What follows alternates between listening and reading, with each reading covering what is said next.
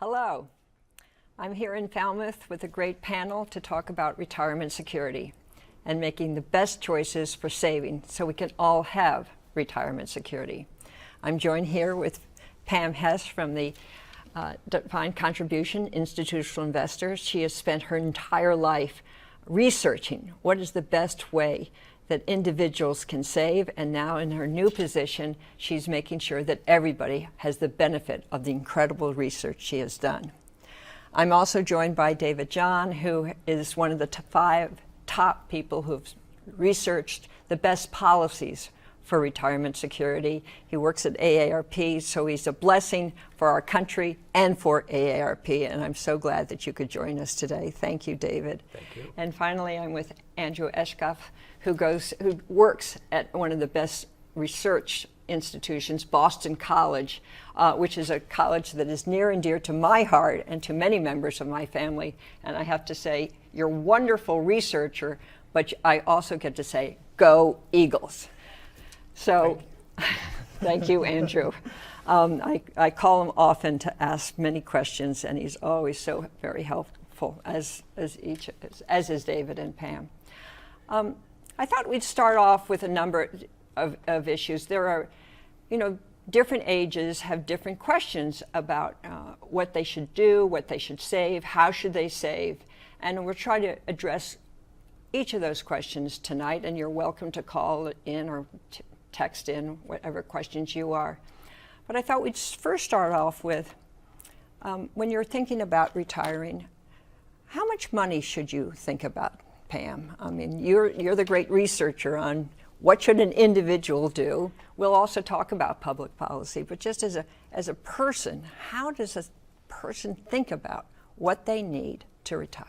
Well, it's not all that glamorous, right? I think it's not all that exciting, but it's such an important step. Is just foundationally take a look at what you have, what you're dealing with. Do you have an emergency savings plan? Do you have some money set aside to help you meet those short-term gaps and emergencies?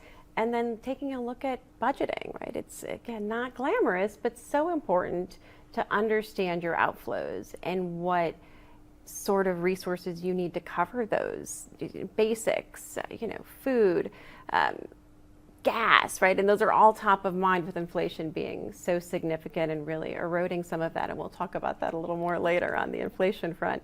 But it's really just doing your basic homework and making sure you have a plan. And if you don't, asking for some help. I think there's always a chance to sit down with a plan, or as you're getting closer to retirement, those decisions become much more important and much more complicated. I think that's right. Would you add something to that, David? Sure, because we talk about planning and we talk about budgeting and things like that, and frankly, people hate hearing that because it just sounds like I'm going to end up with bad news, and that's terrible. So the easiest thing to do here is first talk to your spouse or partner, because we assume that they're on the same page as us, and it helps to be sure of that. It avoids miscalculations and things.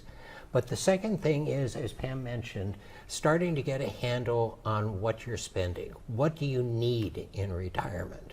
And when I did that, the first thing I did, I had a little notebook in my pocket, and every time I spent money, I wrote it down day by day. And at the end of a month, I actually had a picture that was pretty painless of what did I need to meet my basic needs from that point on. Oh, that sounds very, very smart. That's terrific. Do you have anything to add to this, Andrew? Well, I think, first of all, David's more organized than I am because I could never get myself to do that, so kudos to him. One other thing I'd just add is that it seems it's very important to think about what your goals are beyond perhaps meeting your day-to-day expenses. Do you want to leave some sort of inheritance for your kids? Oftentimes that might be the house. Do you want to have any special trips or other things planned? How are you going to handle long-term care insurance down the road? We may have time to get into some of those earlier, but there's some bigger, broader questions. And make sure you're on the same page with your partner or your spouse. Thank you. Thank you. I think one of the other big parts of retirement is the role of Social Security. Some people are afraid that we'll run out of Social Security. I've heard that we're going to have a 10% increase in our Social Security payments. Yep. And I think a lot of people are asking, when should you take Social Security? I've also heard something called a Social Security bridge. So I was wondering, what do you think of all those things, David? Oh gosh, let's see if I can remember them first. The first thing is that Social Security right now is the only part of retirement income where you can guarantee that you're inflation protected. Mm-hmm. This year's COLA is 8.7, I think, percent. Cost of living adjustment, I would add. Thank you. Very important. Pam, see, this is the deal. Pam works with real people, and so she understands that we have to use words that people understand. Thank Exactly. you, Thank you, Pam. I love David, but he is often talking to other academics and very smart people. But thank you, Pam, for explaining what a COLA is. Yes, that's actually incredibly useful. I appreciate that. It has nothing to do with soft drinks or anything along that line. That's right. But what that does essentially is that if you had, using pretty much the current inflation rate, just so we understand what the COLA does, is that if on January 1st, 2022, you had the spending value of $1, this December 31st, that dollar would buy the equivalent of about 92, 93 cents because of what inflation has done in the past year. The cost of living increase for this year for Social Security resets us back to $1. So we're basically back to being able to buy the same things that we were before. And that's crucial for Social Security.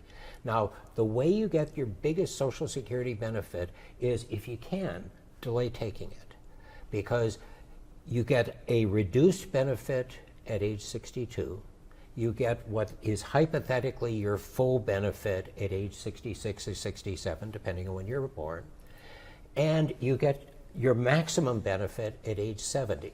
And between age 66 and 67, your income goes up 8% for Social Security for every year that you delay. And that's significant. So if you can, delay taking Social Security until age 70. The closer you can get to age 70, the better it is. Now, the whole question of, is Social Security going bankrupt? The answer is no, and very decidedly. Can we just underscore that? The answer is what? The answer is no. Pam? No. Thank you very much. Exactly. I mean, Social Security has a trust fund. That trust fund runs out in roughly 13, 15 years or so. It kind of changes from year to year there. At that point, hypothetically, Social Security could pay somewhere between 75 cents and 80 cents on the dollar. But having worked on Capitol Hill for 13 years as part of my misgotten youth, there is no congressman that is going to allow that kind of a benefit cut, because they would be unemployed at the next election. So does Social Security need to be strengthened and that over the time? Yes. Does that mean that you're going to lose your benefits? No, it does not. And just to underscore that, the last time that we came even close to that situation, Congress stepped up. They changed the laws, and that didn't happen. Exactly. And Cliff didn't come. Yeah. Thank you very much. Well, I think that's a... Did you want to add something, Pam? I was going to add that I think it's so interesting, this misconception of, and I remember arguing with my father when he was 62. He's like, I'm taking my benefits. I'm like, Dad, if just looking at some of the basic numbers, you can actually say you're getting $1,000 a month. If you access that at 62, they're going to give you $700 a month for the rest of your life. If you can wait until you're 70, you're going to get $1,200 a month for the rest of your life. And it really helps, of course, as we look at longevity being a very big risk for many Americans, especially those that are married. If you can extend that and try to, you're really helping yourself and your spouse, because odds are pretty significant that one of you is going to live, at least one of you or both of you are going to have a long life. And that's where people can get into trouble, is when you live beyond your expectations or when your money runs out. Social Security plays a really big gap in filling that. Absolutely, and that's where we get to the bridge. Yes. Go ahead. No, please, yeah, a good segue. Well, when you said that people live a long time, there's a study that shows that 80% of 40-year-olds with children are more worried about running out of money in Social Security than they are of death itself. So when they are asked a question by themselves, they know and they are afraid. But there's a very odd relationship sometimes about how long I'm going to live, and they answer the question differently when they're asked, how long am I going to live, or whether I'm going to die. So I think we've got to do a better job of saying, yeah, you're going to live, and take advantage of whatever is there that will help you, and help your spouse, help your partner, help those who love you. I think that's absolutely right. No question about that. We find also that individuals, when the question is asked the wrong way, underestimate their lifespans by about 20%. And that's significant. I mean, that's like living an extra, 7, 8 years? Yeah. And that's a good thing. It is a good thing. Maybe we'll get to the Social Security bridge a little later on. Pam, you've been doing a lot of work on, what's the best retirement policy. A lot of people have questions. Actually, in anticipation of this evening, I went to a hairdresser, and she said, why are you getting your hair done? I said, I'm going to be on a show about retirement. And I asked her, do you have a retirement plan? And she said, no, which is usually the question that I get when I go to a hairdresser. I always ask. And she said, but I did open an account, and I'm only allowed to put $6,000 into the account, and now I want to become a nurse so that I can have a real retirement plan. So she has seen that, in her own life, she made love to do updos.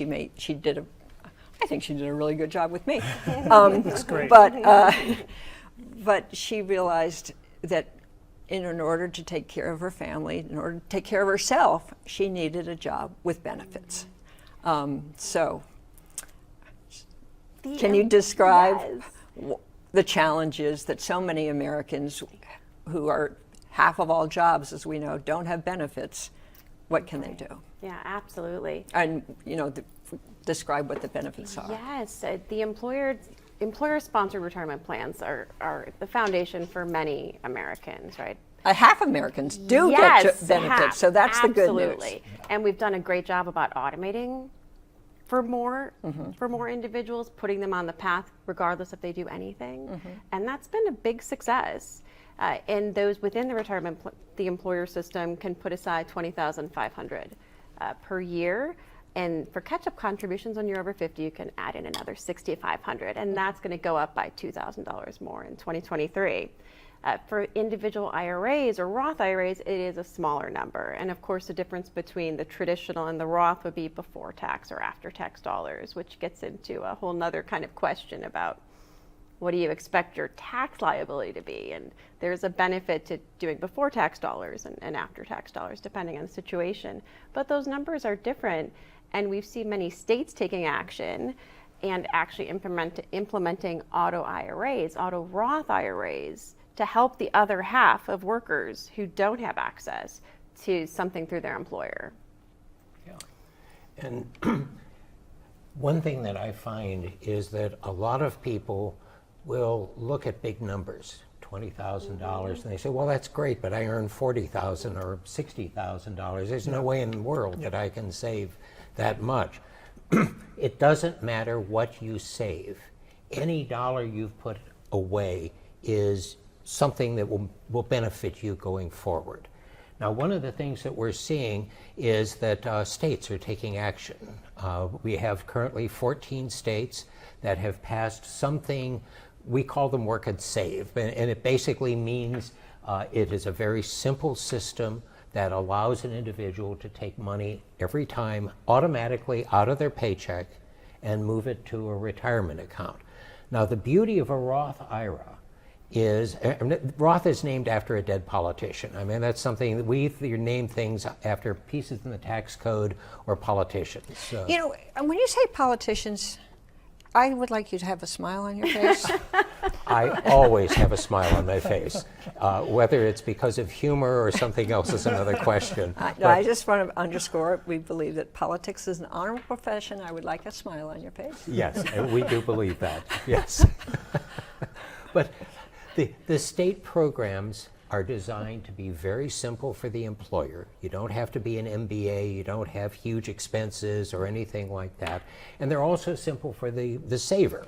And again, you don't have to be an MBA or something like that. The beauty of these is that because it's in a Roth IRA, you've already paid the taxes on that. It grows tax-free. And when you reach retirement, you can pull that money out tax-free. But even better is that if you run into one of those inevitable financial bumps in the road, and they come at all ages, at all incomes, and things like that, if you have to, you can pull money out of your retirement plan and use it to deal with an emergency. And we have research showing that for people that do that, that have and use emergency savings, their family balance sheet, in other words, their family financial future is much stronger. And that's essential. Now, we've got 5 states in operation: California, Oregon, Illinois, Connecticut, and Maryland.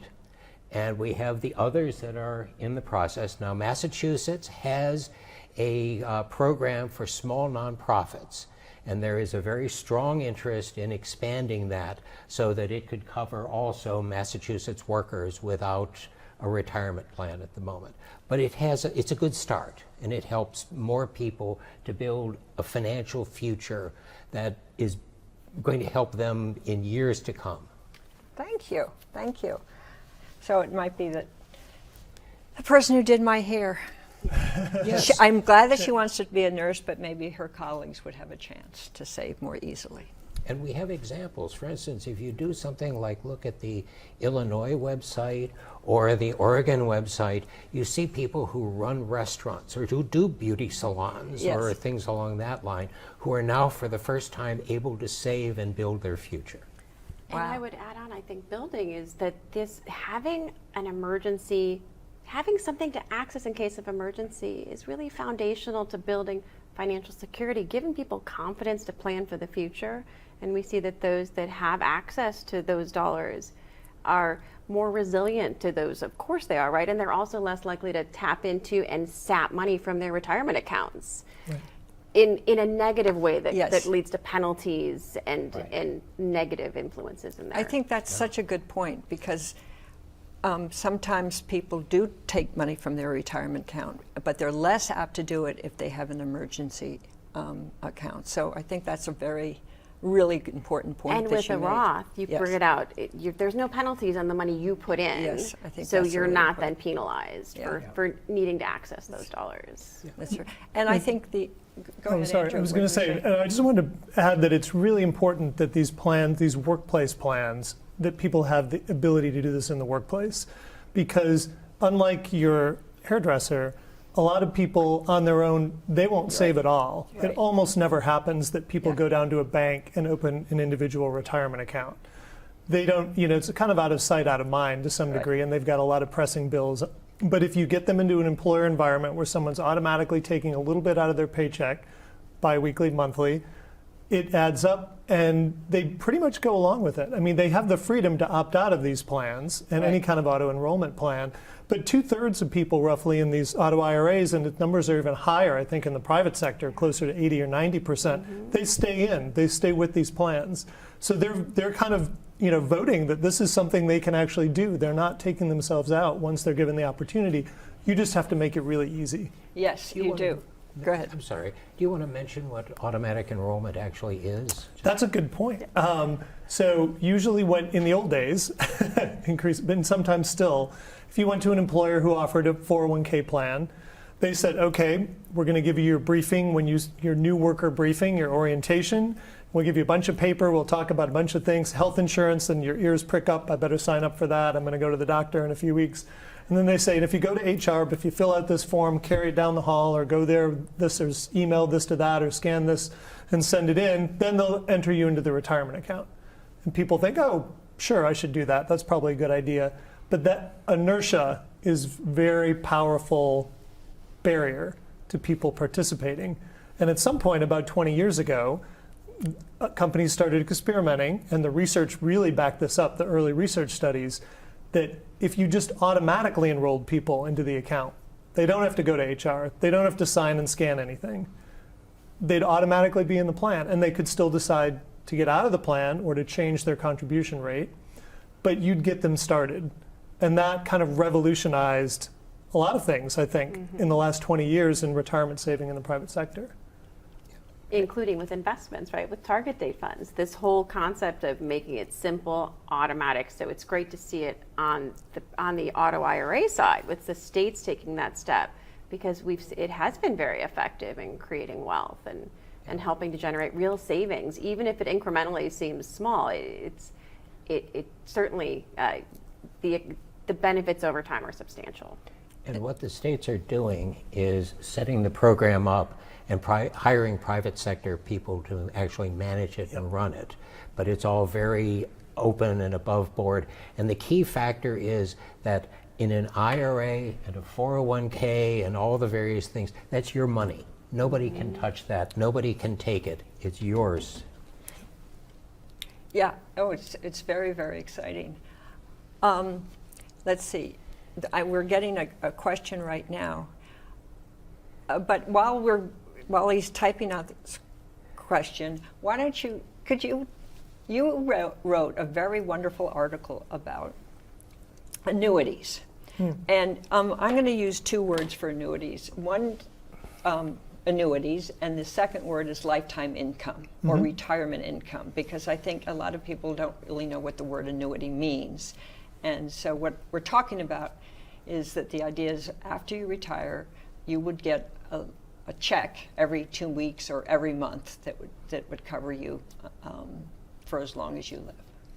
Yeah, no, that's a really good topic. And the reason that this is important is that your parents' generation, your grandparents' generation, if they were fortunate enough to have pension coverage, they probably got a traditional pension, which is different from a 401k, particularly in many ways, but on the distribution side, when you retire, and I come from Michigan, a lot of auto workers in our state and in the region where I come from, and they would automatically get a check in the mail. They get their Social Security check in the mail, and they'd get their pension check in the mail from GM or Ford, and that was their retirement plan. So they had this kind of lifelong income from Social Security, and on top of that, they had their lifelong income from their employer plan.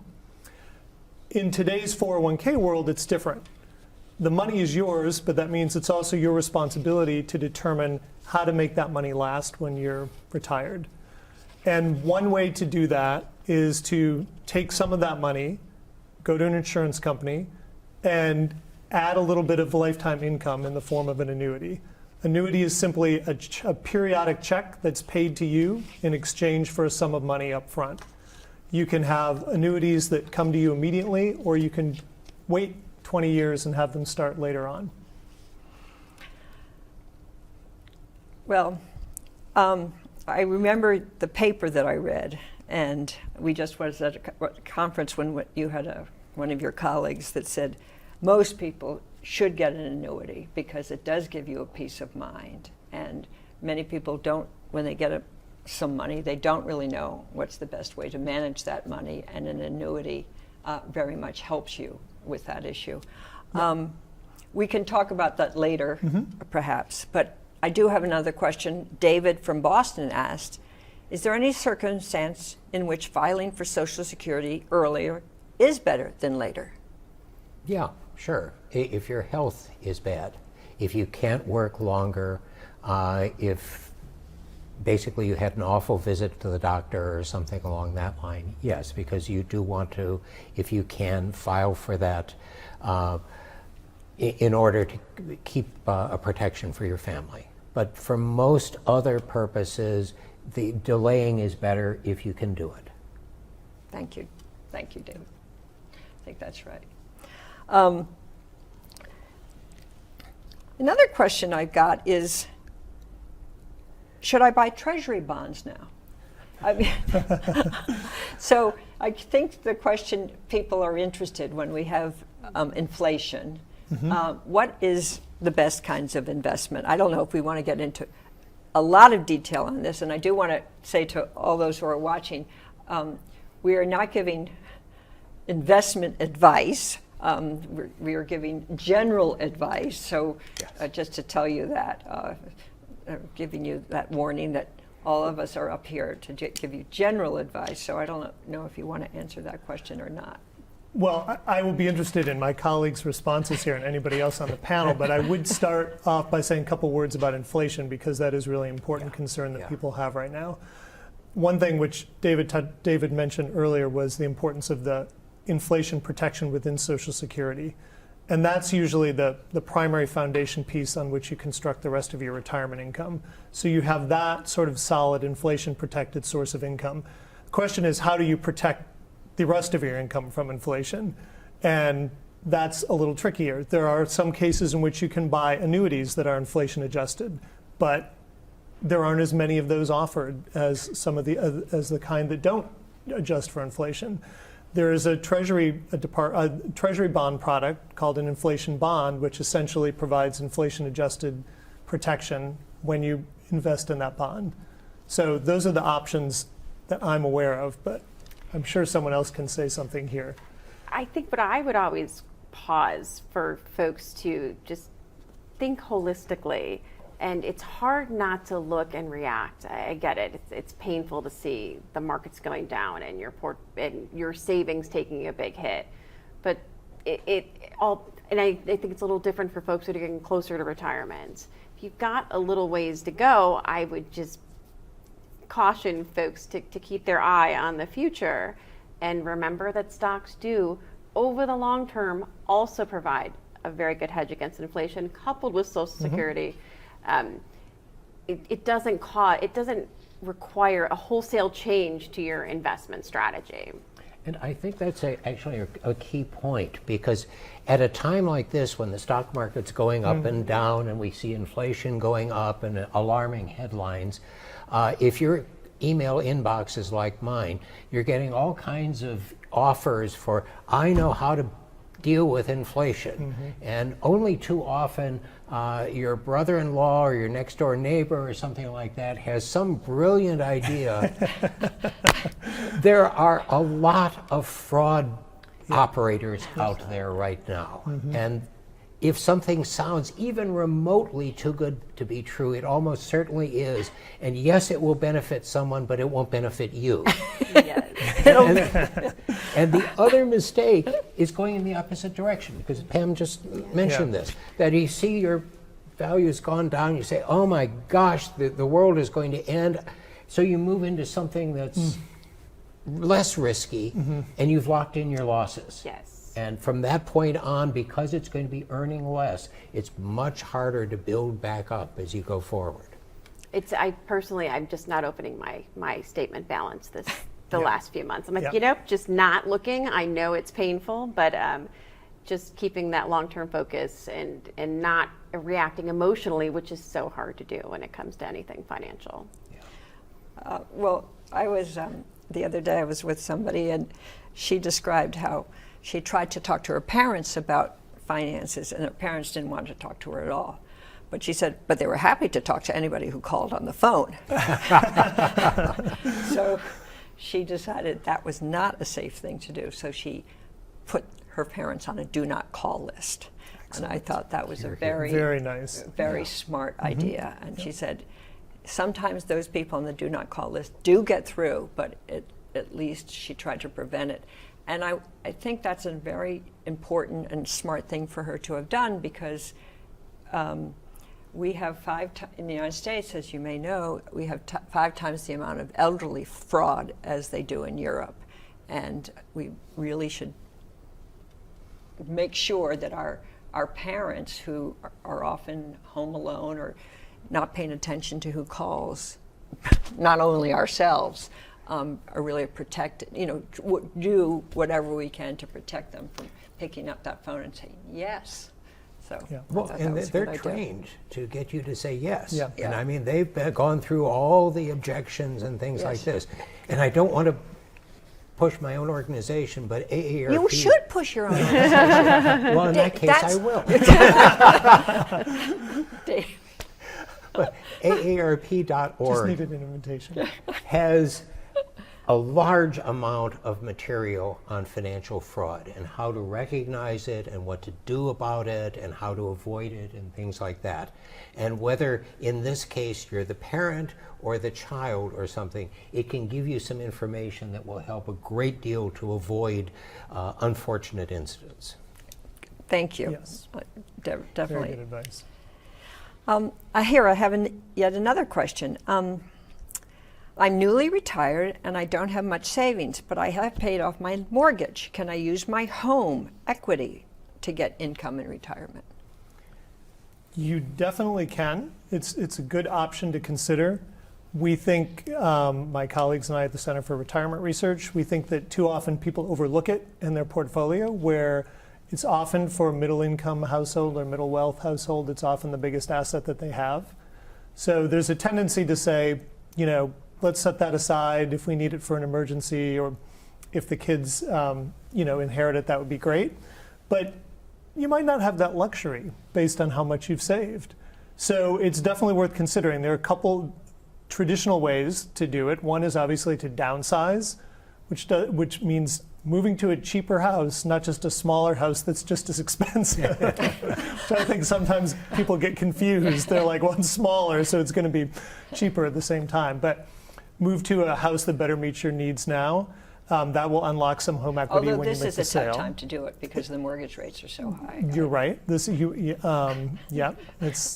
You have to time this right sometimes. This but is probably not the best time for that. another option is traditionally people have looked toward reverse mortgages, which is the opposite of a regular mortgage. You get the money now you're able to take money now in the form of a loan. You pay it back when you sell your house or pass away, and your estate will settle it up.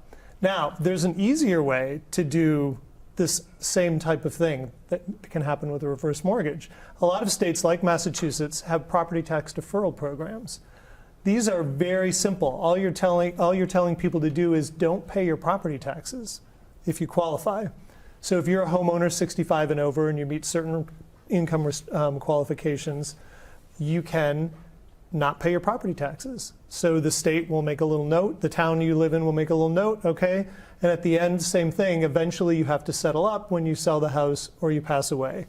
But it's a much simpler kind of program, easier to sign up for, no banks and financial institutions involved. So we're hoping that those are something that get more recognition over time. Thank you. Thank you. I'm about to retire, but inflation is so high. I have some savings, but I'm worried that I won't be able to afford even the basics once I stop working. What happens to that person? They don't seem like they're even in the middle class. They seem like they're in an even tougher situation. I mean, I think this is back, though, to what David started off with on Social Security, is that person, that person's probably getting the vast majority of their income from Social Security if they're just trying to get by. And in that case, they are actually going to have inflation protection. It works a little bit with a lag, so it's not, but over the course of a cycle of inflation, they essentially will be held whole and they'll be able to meet those basic needs from their Social Security. And this is the case also with budgeting, so you know what you're spending. And all too often when I talk to people who are retired or about to retire, they start to worry about, oh my God, I don't know. It's a worst case. I'm panic stricken. And if I put numbers on it, then I'm just going to feel even worse. But the fact is, especially in this kind of a situation, you can see that Social Security covers this much of what you need.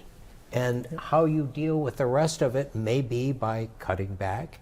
It may be by going back to work. I mean, a lot of people go back to work, and a recent poll that we did showed about 55% of those did so because of finances. But there are a lot of ways of doing it, but this is the case also where you talk to people, you talk to family, you talk to nonprofit organizations or things like that, because they can give you some guidance as to what you need to do at that point. And it feels like having a plan just gives you confidence. Yeah. If you have a plan and you have your arms around the challenge, it empowers you to feel like you have options and you're not stuck. I think that's really glad that you say that, because I think retirement scares many Americans, and they don't, and we don't want to think about it, and therefore we don't develop a plan. I think one of my favorite stories that somebody who ran a large corporation told me about. Some people were supposed to come in and talk to them about all their financial issues, and they came in, and for an hour, they talked about parking. For 55 minutes they talked about parking, and for 5 minutes they talked about retirement. So Yeah. it's that retirement is scary because they don't know finance. They're embarrassed that they don't know finance. They think, and people keep saying you need financial education, so they feel embarrassed and guilty. And then it reminds them that it's towards the end of their life, and that's scary and sad and difficult. So parking seems like a much easier question to deal with. Yeah. So I think that part of our challenge is to make it easier to talk about retirement and say you can solve it. And when I've looked into some of the statistics, is that if you find somebody you can talk to, you really can save a lot more, and you can and it will be much easier. Even if you don't have a lot of money to start off with, it can help you at any part. Absolutely. So. And one of the problems, of course, is that when you talk to financial people, so often they're talking in jargon. Excuse me? They're talking about jargon. It's financial terms. Yes. And finding a way to translate that into English helps a great deal. Here we have a question from Allison from California. Hi, Allison. She asks, if I want to continue working after I start collecting Social Security, is there an amount I cannot exceed before losing some of my Social Security? It depends on her age. Yes. And Okay, depends on your age, apparently. yes, it does, because if you start taking Social Security before your full retirement age, 66 or 67, depending on when you're born, there is a maximum amount that you can earn before they start reducing your Social Security benefits while you're in that period of time. If you are working after that, that doesn't apply. So if your retirement age is 67 and you're earning however much at age 68 or so, that doesn't affect your benefits. That just increases your benefits and increases your income. And I just want to point out that a lot of times that is, David's absolutely right. I just wanted to point out that a lot of times that's construed by people as some sort of tax or penalty. Yes. That the money just disappears. Someone came in and took part of their Social Security benefit away. But in reality, what Social Security does is they adjust your benefit check so that once you do hit the full retirement age, that money that they took back temporarily comes back to you. Good point. So over time, you're not actually losing any money. And a lot of people see that as some sort of tax, but taxes don't get paid back to you, so it's not a tax. Thank you. Well, that was very helpful. Pam, do you want to talk about the value of a financial advisor and how you find a financial advisor? Or Yes, it's. I always think of, like, for younger folks, it's a little easier, right? It's a little more one size fits all. Your problems are a little more manageable and simple. As you're getting closer to retirement, it does get more complicated and it becomes more personal, and our differences are more varied. And that's where sitting down with someone can be a really good start. There's fee-for-service planners. There's also going to your employer's website. Employers are more and more adding financial wellness tools, ways that individuals can get help and support, be it with one-on-one counseling, different workshops, or connections through like a managed accounts program or an advice program at work. Mm-hmm. So there's a lot of options. And I'd say as you're working through finding an advisor, is to trust your gut and to look for a connection where they understand and are ready and able to help meet your individual needs. And I think that's crucial, because you don't have to take the advice from the first person that you went to. Yes. I mean, it's kind of like your family doctor or a therapist or something like that. You want one who understands you and is working. The key question, ask the advisor, are you acting in a fiduciary capacity, which is a Yes. strange word, but what that means is, are you working for me with my interest rather than some company or something like that? And I always think for women, we tend to be a little too agreeable sometimes, and I think it's okay to ask questions and be tough. And if you don't get the answers you like, then find a different answer. I've also talked to a number of people who've said, among certain communities, and maybe larger communities, they don't trust financial advisors.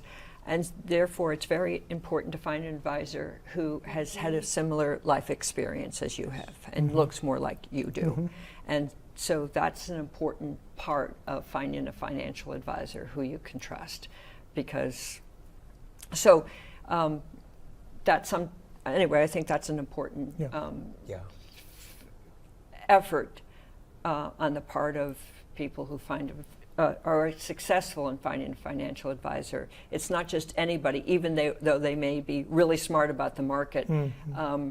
You have the rapport between the financial advisors are very, very important, and trust is very important. Actually, I was speaking to somebody from BlackRock, which is a large financial firm, and he said that what he discovered as he traveled around the world on retirement issues, that the single most important thing he's learned is that is the need for trust, and what has to be built on all sorts of levels is trust.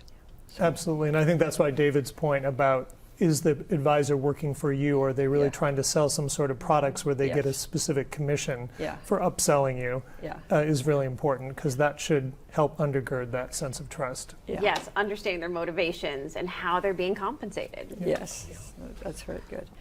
We're going to move on to younger workers next, but I love this final question for more senior among us, although I think young people also like this. Should I invest in cryptocurrency, Pam? Oh my goodness. This is where I'm ringing in my ears the younger millennials that I work with, and it's interesting. I have a 24-year-old nephew who is a millennial, and he's been investing for years. And I think crypto is a single investment, and there is this perception of hitting it big, of I just need to find the right investment, and it's going to, then I can live, I can live well, I can stop working, I can have this great life. When that's not what investing is. Investing is incremental. If there was one answer to investing, we'd all be sitting on a beach somewhere having a good time. We wouldn't be sitting here. It really is about being diversified and incremental steps. I think that this the advent of TikTok and it being downloaded billions of times now, right? And finance being a big part of it. It's amazing to me how I think there's some really healthy things. It's just basics, talking about financial steps that young people should take. But there's also this undercurrent of, but this is you got to buy this stock. And I think that especially for the younger generations, maybe there's risk to that single investment. I do love that it's engaging folks, though. I think it's really amazing that apps like Robinhood have gotten these younger generations of actually taking those steps in a simple and fun way to begin investing. Yeah, but Yes. but if you have money to lose, Yes. I like crypto's that. a great Money way to to do lose. it. There you go. You're in, etc. There's an amazing amount of fraud. The response has been like this in many cases. As far as your retirement investment, something you're going to depend on, the answer is not just no, it's hell no. Stay out of it. Thank you, David. Good point. That was much more clear. No, it's so true. You can have your retirement money, then you can have your fund money that you want to invest for your vacation, and then you can have your gambling money. That's right. And you might just think about 3 pots, and maybe crypto is your gambling money. I would, some of us don't want to do that at all, but some of us do. I'm going to leave it at that. I like David's response, moving right along. How about this question?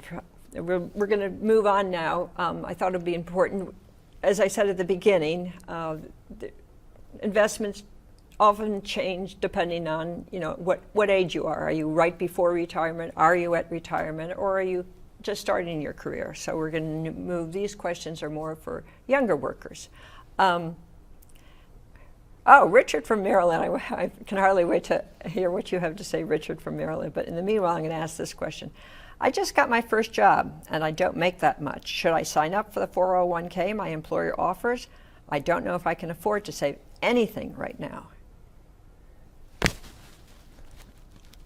I'm sure Pam can elaborate on anything that I say here, but we always encourage people to sign up for that 401k. One reason is that there's almost always an employer match involved. That means you put in a little bit of money, you put in, say, 1%, and your employer puts in 0.5% for every percent you put in, up to a ceiling. So you're going to leave money on the table. You're actually going to just not get that money ever if you don't participate in the 401k plan. So if there was no other reason other than you want to get paid a little bit more, I would sign up for the 401k plan. That's my starting point on that question. Couldn't agree more. Great. Free money. I mean, truly. I mean, it literally is. And it's starting at a young age. It's the power of compounding. I mean, those dollars when you're young just are so substantially contributive to your future retirement, which is so different than doing so as you're getting near retirement. They just mean less and less. So starting and even a little bit can make a big difference. Yeah, because the way you win in retirement is interest on interest on interest. So the longer you have the investment, the bigger it's going to grow. Plus the fact that if you're young and you run into financial problems and emergencies, you've got something that you can fall back on if you absolutely have to. Yep. So. Well, here is a question that I don't understand, so I'm glad that each of you around the table will be able to explain it. This is Richard from Maryland, so I have a special place in my heart for you, Richard. Can you explain cost averaging when considering which investment funds should be transferred or liquidated in my 401k? I would say when you think about cost averaging, it's your generally with your 401k, you're paying taxes eventually on your income. So you don't have to worry about that as much as you would in an individual account. But I always think of cost averaging as the dollars are going in, right? When the markets are falling, you're buying shares at a cheaper value. So you don't want to stop contributing, you want to keep contributing. Yeah, I mean, the classic definition of dollar cost averaging, which is another one of those awful terms. It is. Okay, yes. well, since I didn't understand it, I would like you to explain it to me, please, very much. Yes. All right. Thank you very much. I mean, All right. The idea is that you're investing for the long run. yes. And if when the market is going up, a stock costs $10 and you're putting in $100 a month, you can get 10 shares. When it goes down, if it goes down to $5 a month, then you get 20 shares. Now what this means is that when it goes back up to $10 a share, you've got twice as much profit there. So over time, you're actually doing much better. It's a tactic that gives you a larger retirement amount at a larger retirement income, despite the awful name of the tactic. And you're not dependent on a point in time of making some big decision when something's very high or very low. And that's one of the benefits of putting money in slowly over time and consistently, that you are averaging those investments regardless of the market cycles. And what is he asking then? Should he take the money out now? He's asking, should I take, or liquidating it? You know, So that's our back to our portability, which we will get into in a bit. We Or should will. I liquidate it? And you know, it sounds like he's managing his own 401k, which can be a good thing if you know what you're doing. If you don't know what you're doing, it's a great way to make mistakes. Yes. And we will assume, because he comes from Maryland, that of course he knows what he's doing. So there we are. Okay. Well, I would have said keep it. I would not liquidate anything right now, is my suggestion, because the stock market, as you would say, is lower than it normally would be. So I would keep it in that in the 401k and wait till it bounces back to where it was. So that's my advice. Okay, but as you know, you shouldn't take any of our advice because that's not what we're here for. Okay, there we go.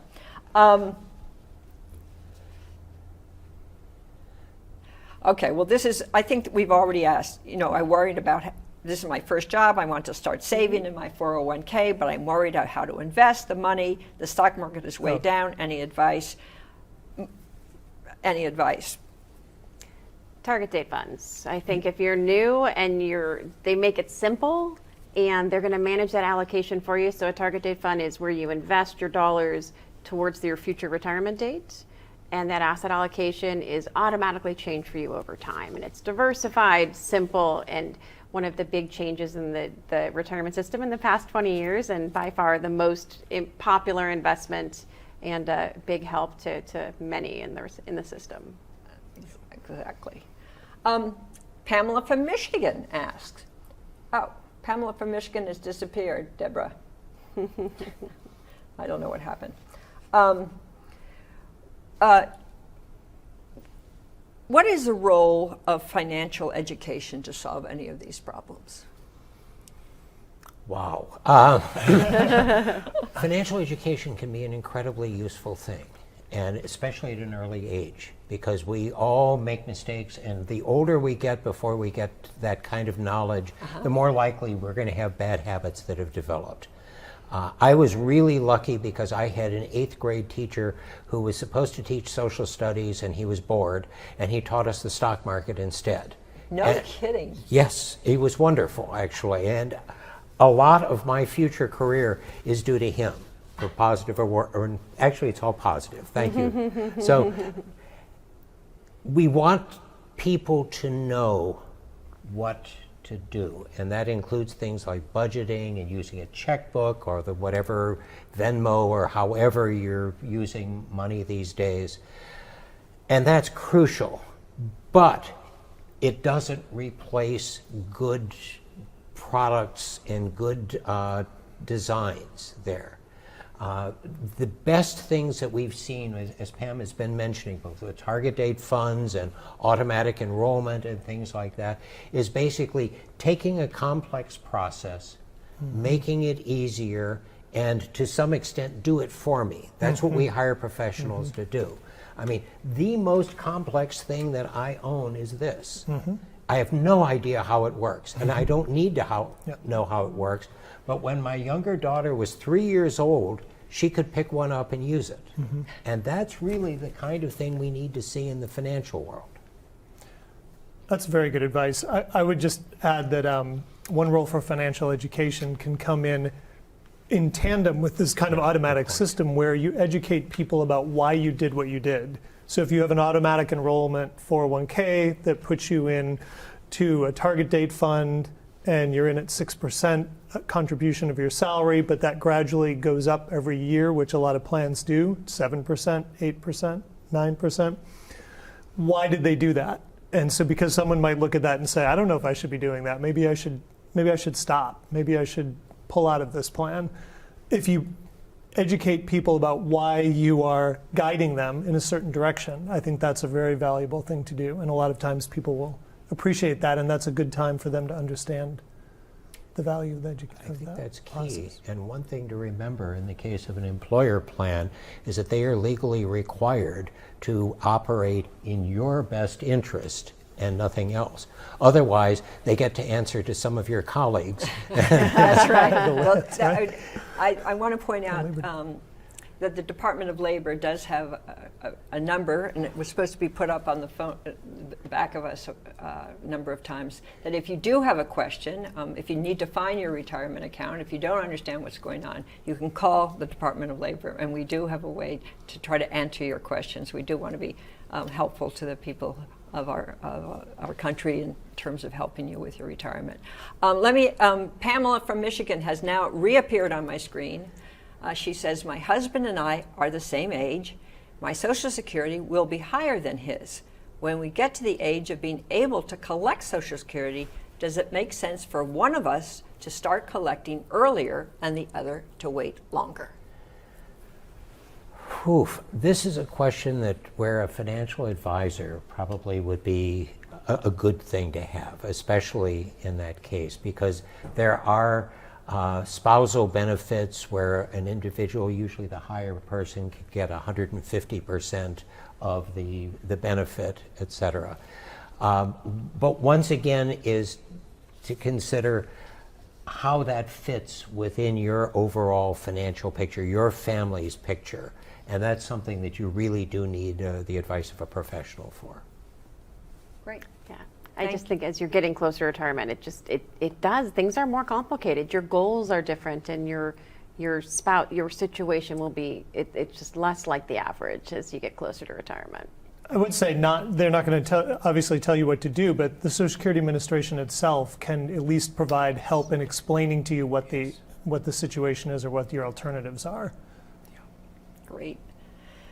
I'm now going to switch to a different issue. The question of how we've talked about Social Security, we've talked about savings, whether you save at work or whether you save through what a state has done. But now we're going to like to talk about how you take your savings from job to job, which is something that you've been working on for quite a while. Quite a bit, yes. So this is one of the questions. I had a small amount of savings at my job, and they forced me to take my savings out. I didn't know where to put it, so I bought a new refrigerator. What should I have done? Well, what you have done here is to buy a refrigerator, and you also are going to end up paying taxes on the amount that you took out of your retirement plan. So that refrigerator actually was a little bit more expensive than you thought. The better move, depending on the size, and here the law divides people into 3 different sizes here. If the amount you had was $1,000 or less, the employer has the right to basically give you a check. Now the problem is many HR professionals, because they don't want to deal with this could be complex or things, would be very happy to give you your check no matter what that size of your account is. If it's over $1,000, you're wiser to resist that and say, no thank you, I really don't want that money at this point. I want to keep it either in your plan or in an IRA. And if it's between, I think it's $5,000 or $1,000 and $5,000 at this point in time, they have the right to roll it into another asset, another plan, an IRA. But in that case, you really want to be careful to make sure that that IRA has the same kind of fees and the same kind of investments that you had in your plan. Because only too often they'll get rolled into a bank account, and basically it'll be the same amount for the rest of your life. There's virtually no growth. Now, the hardest thing is, and this is my personal experience here, is when I switched jobs about 9 years ago, I wanted to move my retirement savings from my former employer to my new employer. And I contacted the provider for my new employer, and they sent me an email that was that long and completely incomprehensible. It was written by the legal department, and it was basically designed to protect them from any sort of problem right now. What we desperately need as a reform in this country is an automatic movement. Where when I move from employer A to employer B, my money follows me. I don't have to do anything. And it's more important now than ever. The average tenure at employers is 5 years. So imagine if you're automatically enrolled, if your employer is putting you in a plan and then you switch jobs and you're doing it again and again, you could end up with several, either you're cashing out of the system, either it's coming to you in the form of a check and you're paying penalties and taxes, or you have a lot of little accounts. Well, I've talked to so many 40-year-olds who tell me they have 4 retirement accounts sitting on their desk at home, and they don't want to consolidate them because, for instance, my son-in-law told me how when he changed jobs to job, it took him 15 hours. And if you can think about, you have children, you have your own job, and changing that is really difficult. I think we could applaud the Retirement Clearinghouse, who along with Fidelity, Vanguard, and Alight did join together last week to try to solve part of that problem. I'm very pleased that they're trying, but it is not going to be easy at all. And I want to say to the people of listening, this is an issue that is nationwide. Oftentimes when something happens to you, you think you're alone. Right. And I can assure you, you are not alone. 92 billion is lost every year because people can't take their money from job to job. Absolutely. And if you have many And Boston College says 30% of your retirement is lost by the time you're 60. Well, that's this issue of leakages, not just from taking money bleeding out of your account, but you accessing money or switching jobs and cashing out. So all of you, you guys I can't stress enough how important this problem is, and my agreement with everything that's been said about the ability to move money easily in this system.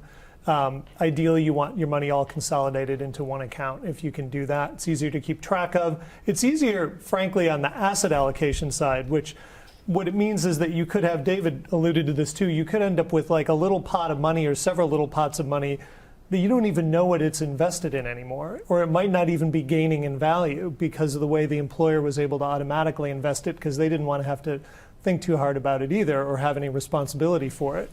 So it's a real problem. It can be overcome, and there are some. The auto portability movement you pointed out is very good for the small accounts, and there's some legislative fixes that people have talked about which could help. It's a big problem. Well, thank you. I want to thank each of you for serving on this panel, and I especially want to thank those who've been listening all across the country. And I wanted to underscore that there is a lot of fear and shame associated with retirement. And I hope that we underscore today that the system can be changed. There are lots of really good people in the system, as you've heard. And there's lots of people who want to do much better. And they want to change the system to make it easier for you to start saving, to take your money from job to job, and to make sure that when you retire, you can retire in peace and security. So thank you for listening, and we'll continue to talk about ways the system can be improved and you can have a more peaceful life. Thank you.